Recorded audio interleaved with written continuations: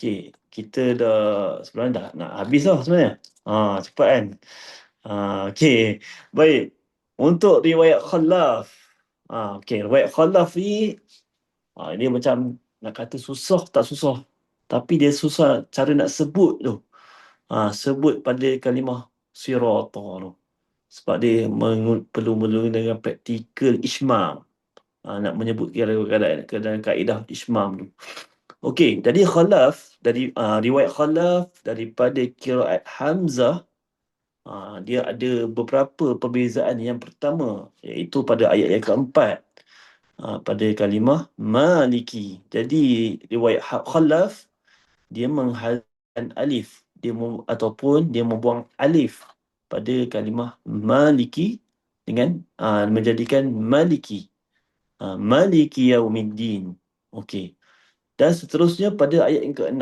Okey, ayat ke-6 ni lah sebutan ayat ke-6 dan ayat 7 pada kalimah as-sirata dengan sirata.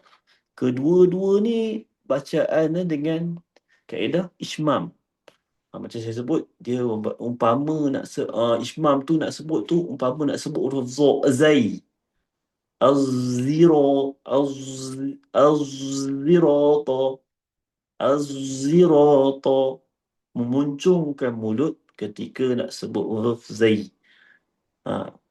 Az-zirata az-zirata. Isyarat ismam. Tapi kita nak sebut huruf zai tu pada kalimah dua kalimah tu, iaitu as-sirata, pada kalimah as-sirata dengan sirata. Jadi Khalaf baca dengan ismam, baca dengan isyarat ismam dengan huruf zai.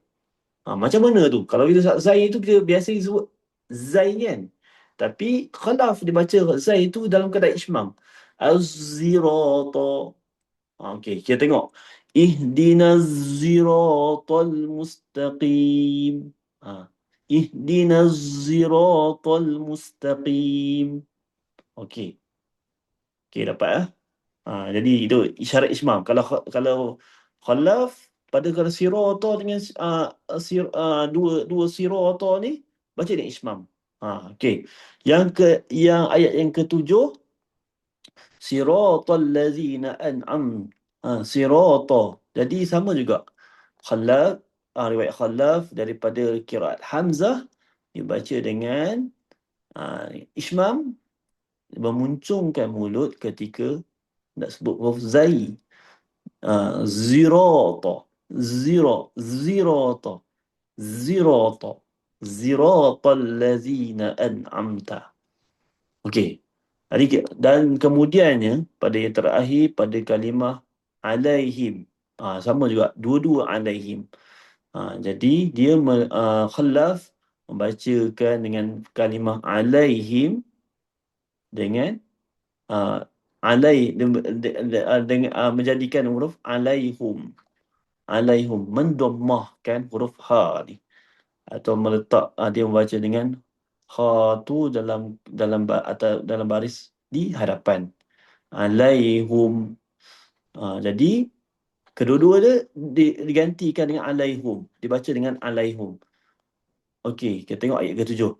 Ziratal ladzina an'amta 'alaihim ghairil maghdubi 'alaihim waladdallin.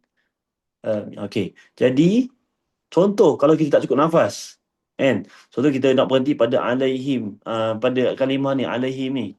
Ziratal ladzina an'amta 'alaihim. Sama. Maksudnya dia tak berubah pada alaihim. Dia tetap baca dengan alaihum juga. Kalau Khalaf tetap akan baca alaihum, sama ada bacaan wasal ataupun bacaan waqaf.